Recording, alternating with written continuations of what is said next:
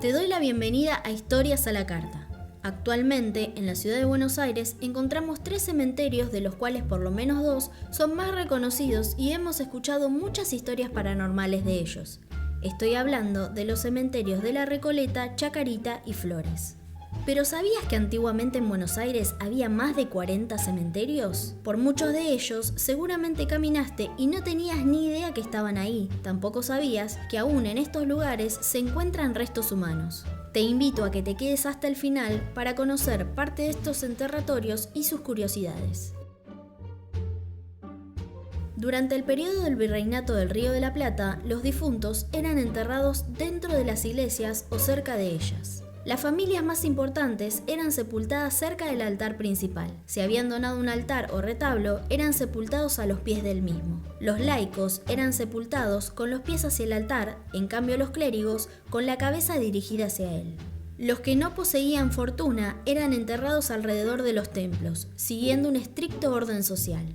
Los esclavos no tenían la suerte de sus amos, ellos eran depositados en terrenos baldíos. Se los envolvía en una tela y se los enterraba a poca profundidad y sin ataúd, para que los perros callejeros los desenterraran y se los comieran. En 1822 se realiza la reforma eclesiástica. La cuestión de los cementerios pasa a manos del Estado. Para la Iglesia Católica esto era terrible, ya que en esos espacios públicos se enterrarían personas católicas junto a suicidas y personas de otros credos.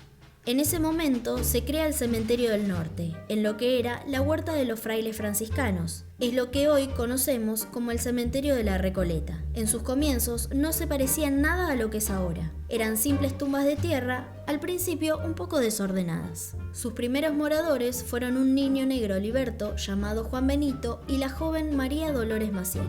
Hasta ahora sabemos que los católicos eran enterrados en las iglesias y a sus alrededores. Pero ¿dónde se sepultaban las personas no católicas? En ese entonces, los no católicos eran considerados disidentes. Los que profesaban otros cultos eran enterrados a orillas del río de forma precaria en los bajos del Retiro. En 1820, la colectividad inglesa anglicana obtuvo el permiso para colocar su cementerio a espaldas de la iglesia del Socorro. En este cementerio llamado el Socorro estuvo sepultada la hija del almirante Guillermo Brown. Su nombre era Elizabeth y fue enterrada allí por haberse suicidado junto a su prometido, el oficial Francis Drummond.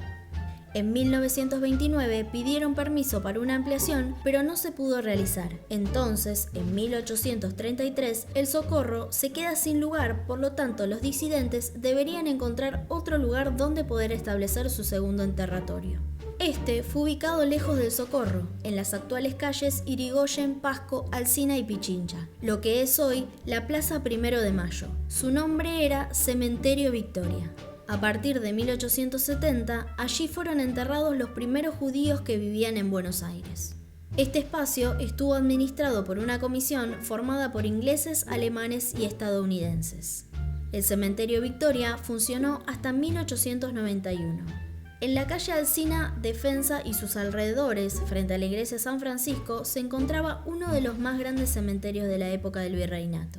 En el barrio de San Nicolás, en lo que es hoy la Plaza Roberto Art, en las calles Rivadavia y Esmeralda, se encontraba el Cementerio de los Pobres y Ahorcados. Funcionó entre los años 1738 y 1791. Una curiosidad es que en esta plaza se encuentra un sector enrejado con 12 árboles jóvenes, que simbolizan a 12 personas que fueron enterradas allí en el periodo que funcionó el cementerio. Los restos fueron localizados hace 20 años.